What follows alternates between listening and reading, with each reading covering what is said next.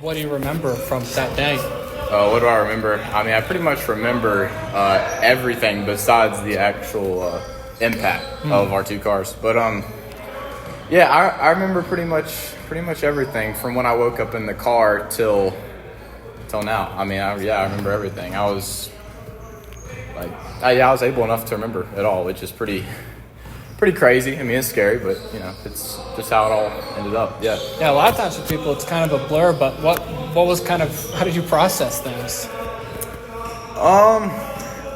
Well, in the moment, like in the car, I mean, I just had to just start praying. I mean, there's nothing really I could have done. I mean, I was just in a helpless situation. It'd be hard to process for anyone. So, I mean, it's definitely something that it didn't really feel real. So it all kind of hit me when I was actually at the hospital that, okay, like this is real. Because I had so much adrenaline right after it all happened where I didn't like it almost like it was like a dream. Like it never really happened. And I had no visual of the actual impact or anything. So yeah. And now, do you live in Floyd? Yes, we live in town. Okay, we gotcha. live in town. Okay, just want to make sure I got the town right. So you were in Patrick County. Yes. Where were you coming from? Where were you going? So my girlfriend at the time, she was at my house, and I guess we just got back from Christiansburg, and we were just hanging out at our house in town, and it was just time to take her back home, just like any normal night, and we just coming from taking her back to Patrick County, from Floyd. So, yeah. Gotcha. So what were your injuries? I fractured my wrist. I completely broke my femur. It was a clean break. I mean, those are the only two major injuries, but I mean, I'm pretty sure I cracked a rib too or fractured a rib. But those are the main. And I definitely had a concussion. That was pretty. Yeah, but those are the main injuries. Yeah. Mm-hmm. And Lauren got it even worse, right? Yeah. She got the worst. She had a TBI, which I mean, like really really traumatic incident there. And she also broke her femur, and she had a bunch of other little stuff, or I say little, but it's not little, but just other injuries. I mean, she had a lot of injuries, so yeah, she got the worst. What was it like to see her in that state? I think at the time, like back, like in December and January, it all didn't really feel real. I was still like in a state of shock, and I still feel like that's kind of carried over into like, even the past few months. Like I'm still like, some of the stuff that happened, like it just doesn't feel real. Did that really happen? Like, it was tough to see. But I also had a lot of stuff with me going wrong. Like I broke my femur, just going through the pain of all that. I didn't have the time to really think much about how she was, and no one really wanted to tell me how it was, just because of how bad it was. So yeah. If that answers your question. Yeah, so obviously there's a lot of physical pain, I'm sure, dealing with everything. How was it emotionally, in those first few days to weeks to months and even now? I mean, like I said, the first few days, it was, it didn't feel real. Like it honestly, like, I was just in so much shock. But now as, like, the older the situation gets, I've realized just how real it is. And that makes sense, because my body was just, had so much adrenaline, and it's just like, emotionally, I'd say it was very, like, there's a lot of physical pain, but I feel like the emotional pain really stays with me, and, like, the physical pain's all gone, like, that's all gone. My leg feels great, my wrist feels great, my body, it feels great. Like I have nothing to complain about, like physically right now. That's all gone, but it's just, the emotional part of it. It stays with you, which is, it's trauma. It's emotional trauma. Yeah. So, that's definitely been the hardest part, is just the emotional trauma. And that takes time, and it takes, a lot of people there to help you out, and I've had great people to help me out. But it's still like I'll just be transparent and say it's still really tough. You know what I'm saying? To this day, you know. Is there a trauma associated with either being back in that road where it was, or driving again? Not really. Driving again, it didn't really scare me. For some reason, I don't know. It should have scared me. It would scare anyone. But no, it's not really that. And I've driven on that road many times after. Like, it's not really that. It's just all the changes that have gone with it. I mean, my life has changed a lot, and it's made me change. I feel like, change can be very traumatic. You know what I'm saying? It can be.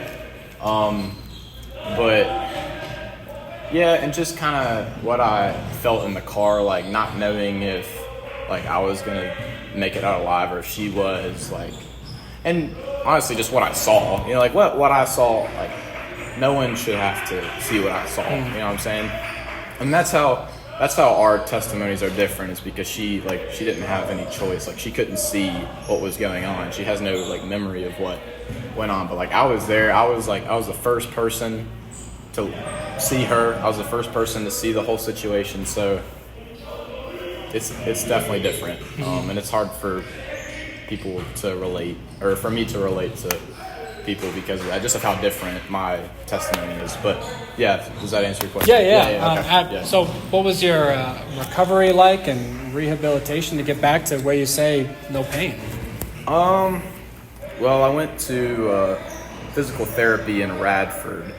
That was my first actual like therapy, like we're actually working at, like that was when I was like walking. And but first let me reverse it back to me being, when I got home, like for the first time, we would have people come over to my house and they would work on my knee, because my knee was still really stiff just because of all the inflammation just from the surgery. But yeah, that took I'd say a couple months to get my knee back to, maybe more than that. It took a while to get my knee, because my knee was so stiff, like I couldn't move my knee after surgery. So yeah, that was honestly really tough.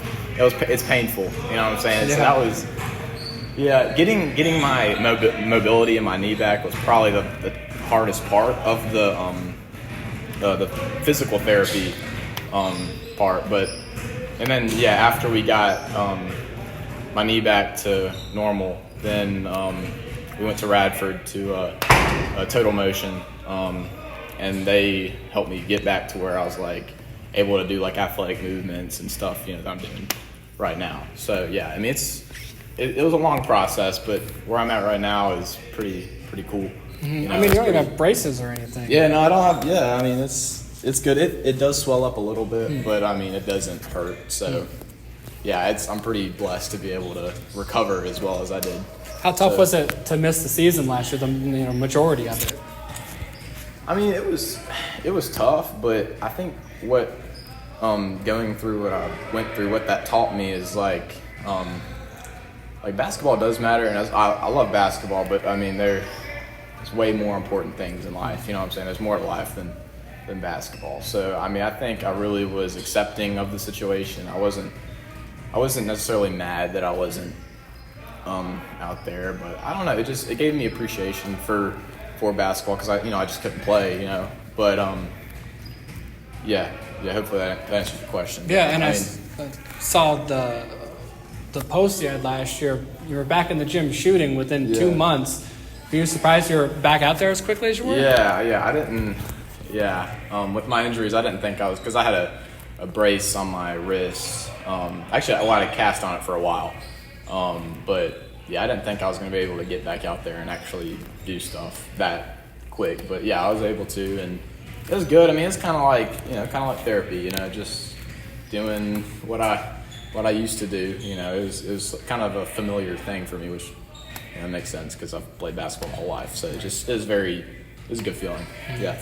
How does it feel to be back in this season, fully healthy? It feels great. I and going through what I've went through, I think I've said this, but it's made me realize that it's not all about basketball. And I love basketball, but it's more of just the whole experience, like just being a part of a team, having teammates, just going out. I mean, just going out to eat with your teammates or just hanging out. You know, I think that's what it's all about. That's why I do it. You know, I don't like basketball's fun and all, but there's more to it behind the scenes that is why I do it, and it brings fulfillment. So yeah.